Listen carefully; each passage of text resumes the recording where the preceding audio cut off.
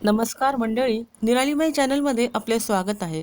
दत्त जयंतीनिमित्त दत्ताची माहिती आपल्यासोबत शेअर करते. मार्गशीर्ष पौर्णिमेला दत्त जयंती येते. दत्ताच्या देवळात या दिवशी भजन, कीर्तन आणि दत्तजन्म साजरा केला जातो. दत्तजन्माची कथा अशी: दत्तात्रेयांचे पिता अत्रि ऋषी आणि माता अनसूया हे होते. तर अत्रि ऋषी हे ब्रह्मदेवांचे मानसपुत्र. ते मोठे तपस्वी होते आणि त्यांची पत्नी अनसूया महान पतिव्रता होती.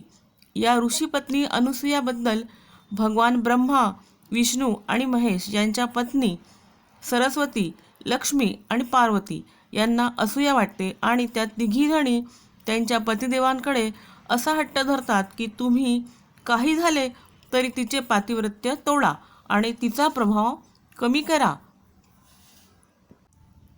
तिन्ही देव आपापल्या बायकांना परोपरीने समजवायचा प्रयत्न करतात, मात्र त्यांच्या स्त्री हट्टापुढे त्या देवपुरुषांचेही काही चालत नाही. त्यामुळे निरुपायाने ब्रह्मा, विष्णू आणि महेश अत्रि ऋषी घरी नसताना त्यांच्या घरी जातात आणि अतिथी देवो भव या गृहस्थ धर्माच्या नियमाचा फायदा घेऊन अनसूयाला विवस्त्र होऊन भोजन वाढण्याचा काहीसा विचित्र आणि तर्कानेही न पटणारा असा हट्ट करतात. अशा वेळी आपल्या पातिव्रत्याच्या सामर्थ्याने अनसूया त्या तिघांचेही लहान बाळात रूपांतर करते आणि अतिथींचा हट्ट पुरविते, अशी ही कथा आहे. इकडे आपल्या नवऱ्याचे हे रूप बघून सरस्वती, लक्ष्मी आणि पार्वती तिघीही हादरतात आणि शेवटी अनसूयाला शरण जाऊन तिची विनवणी करून आपल्या नवऱ्यांना घेऊन जातात. तेथून जाण्याआधी ब्रह्मा, विष्णू आणि महेश आपला अंश तेथेच सोडून जातात.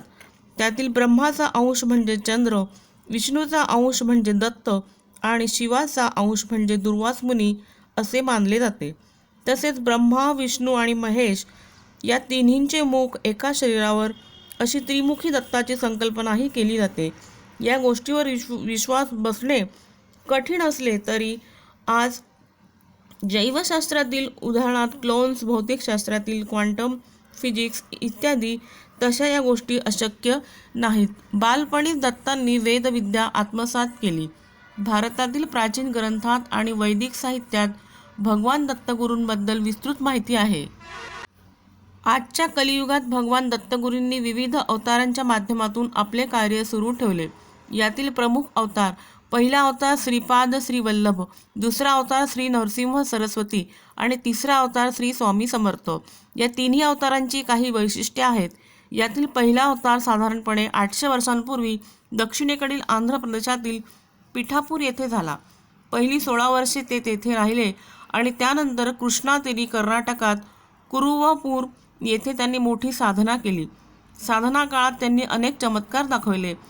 आपले अवतार कार्य संपल्यावर एके दिवशी ते श्रीशैल्यम येथे जाऊन कर्दळी वनात गुप्त झाले.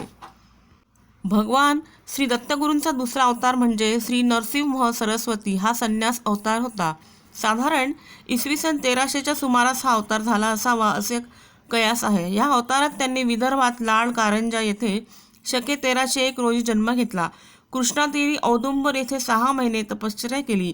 त्यानंतर करवीर क्षेत्री आणि कुरुंदवाड, नरसोबावाडी येथे ज्या ठिकाणी कृष्णा आणि पंचगंगा नद्यांचा संगम होतो तेथे 12 वर्षे साधना केली. त्यानंतर ते श्री क्षेत्र गाणगापूर येथे अवतार समाप्तीपर्यंत वास करून राहिले.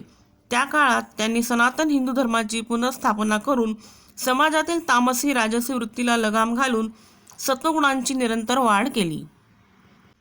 दत्तगुरूंचा तिसरा अवतार हा अक्कलकोटचे श्री स्वामी समर्थ आहेत. त्यांचा कार्यकाळ 300 वर्षांपूर्वींचा आहे. हा अवतार अर्वाचीन असल्याने माहिती अधिक आढळते. श्री स्वामी समर्थांनी सर्व भक्तांना भक्कम मानसिक आधार दिला आणि धैर्य दिले. भिवू नकोस, मी तुझ्या पाठीशी आहे हा कलियुगातील तारक मंत्र आहे. कलियुगातील तारक मंत्र म्हणून 3 मंत्र गणले जातात. श्रीपाद शरणम प्रपद्ये, दुसरा दिगंबरा दिगंबरा श्रीपाद वल्लभ दिगंबरा, तिसरा श्री स्वामी समर्थ जय जय श्री स्वामी समर्थ.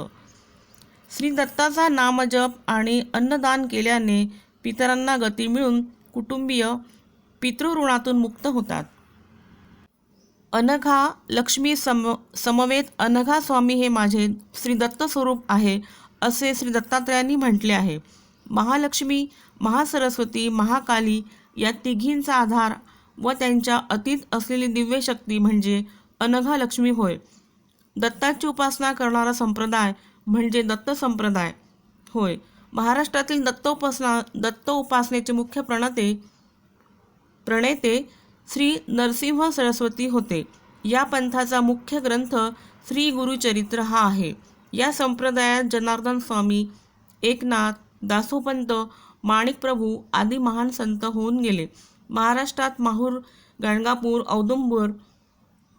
औदुंबर, नरसोबाची वाडी, अक्कलकोट, कारंजे ही प्रसिद्ध दत्तक्षेत्रे आहेत.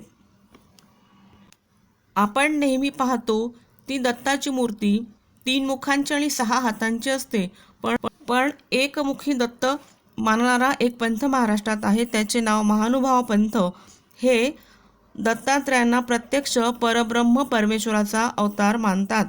दत्तांना पारधीची आवड असून ते सर्वत्र गुप्त वेशाने संचार करीत असतात असे ते मानतात. ते दत्तात्रयाला सिद्धिदाता गुरु मानतात. श्री ज्ञानेश्वर हे देखील वारकरी संप्रदायाचे संजीवनी करणारे नाथ परंपरेतील एक थोर संत होते. महानुभाव पंथ, नाथ संप्रदाय, समर्थ संप्रदाय अशी विविध संप्रदाय श्री दत्तात्रयांची उपासना करतात असा दत्तगुरूंचा महिमा आहे. अशा या भगवान दत्तात्रयांना मी शरण आलो आहे. श्रीपाद श्री वल्लभ दिगंबरा दिगंबरा श्रीपाद वल्लभ दिगंबरा. जय श्री गुरुदेव दत्त. माहिती कशी वाटली ते कमेंट करून नक्की सांगा. थँक्यू.